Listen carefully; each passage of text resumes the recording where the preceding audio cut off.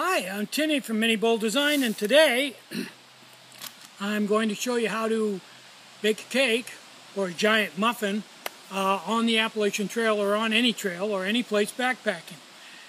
Now, this is real simple, but it takes a lot of time to explain. So I'm going to make this in sections until I get it done. I don't know, the last one I had to make in, the last cooking video I had to make in 2 pieces because YouTube wasn't accepting uploads of any longer than 5 minutes, and it was 7.5 minutes, so I split it basically in 2. So this one, I don't know, I've got a stopwatch here, and when I get to 4 minutes, I'm going to stop and we'll go to the next section. Okay, let's get started. If you're going to bake, there's some basic things you're going to need. So, start out, I use a 12 centimeter Musa cup for the oven with a lid. You got to have a lid. Now inside of it, I use what's called a baking ring, which is a piece of aluminum windscreen about 1/2 inch, 3/4 inch thick, probably 5/8 inch thick, stripped out and then curled up and put in the bottom of this pot so that when you put the baking pot on, it will hold it up off the bottom so the heat can move all around it and it won't burn. And that's real important.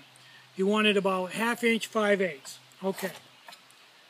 Then I've got a 10 centimeter pot that's had the top cut off. You can buy these on my website. It's called a cut down 10 centimeter pot. And this is what I actually bake in.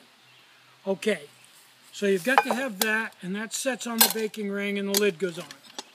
Okay. The next thing you're going to need is a low heat stove. What I'm using is, this is in an Altoid can.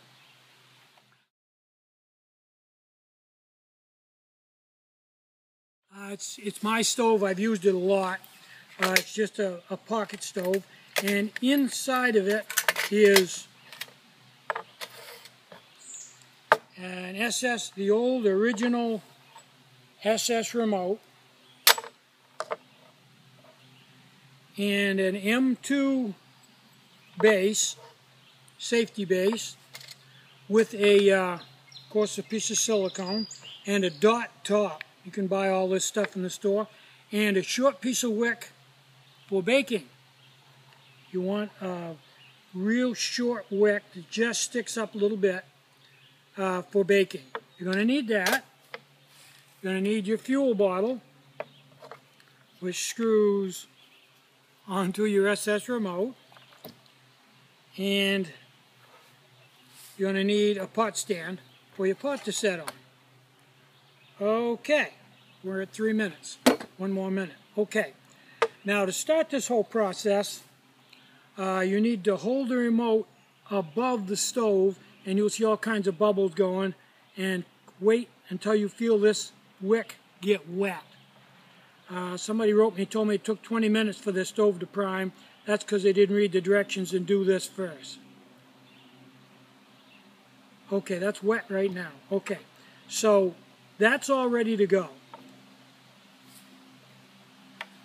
So, let's leave that right there. And in the next video, I'll show you how to mix everything up and get it ready to bake. So this is part 1. See you on part 2. Bye-bye.